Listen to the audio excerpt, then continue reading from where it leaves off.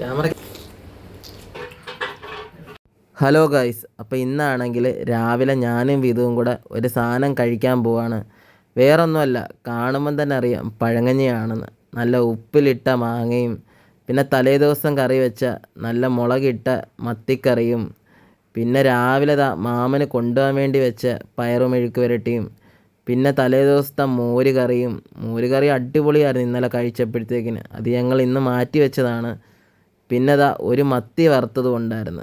അങ്ങനെ ഇതെല്ലാം കൂടെ കണ്ടപ്പോഴത്തേക്കിന് നാവിക്കൂടെ വെള്ളം ഊറാൻ തുടങ്ങി.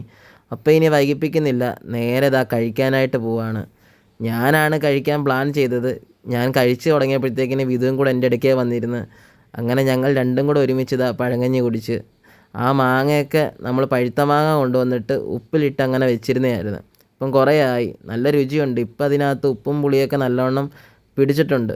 അങ്ങനെ ഞങ്ങൾ പഴങ്കഞ്ഞി കുടിക്കാൻ ഇന്നലെ പ്ലാൻ ചെയ്ത് രാത്രിയായപ്പം തന്നെ ചോറൊക്കെ എടുത്ത് വെള്ളത്തിലൊക്കെ ഇട്ട്. അങ്ങനെ കുറേ ദിവസമായിട്ട് ഇവിടെ അപ്പവും ദോശയും പുട്ടും ഒക്കെ. അപ്പോൾ അതൊക്കെ ഒന്ന് മാറ്റി പിടിക്കാൻ ഞങ്ങൾ പ്ലാൻ ചെയ്ത്. അങ്ങനെ ഇന്ന് രാവിലെ ഞങ്ങൾ പഴങ്കഞ്ഞിയാക്കി.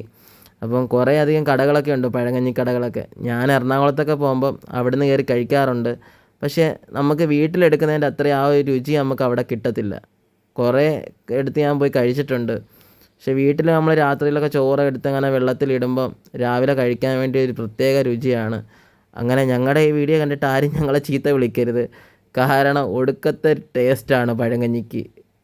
ഒരുമാതിരി രുചിയായിരുന്നു. അപ്പം കഴിക്കാതിരുന്ന് കൂടെ കഴിച്ചപ്പോഴത്തേക്കിനും നല്ല അടിപൊളിയായിരുന്നു. അപ്പം ഞങ്ങളുടെ വീഡിയോ ഒക്കെ കാണുന്നവർ ഞങ്ങളെ സപ്പോർട്ട് ചെയ്യുക.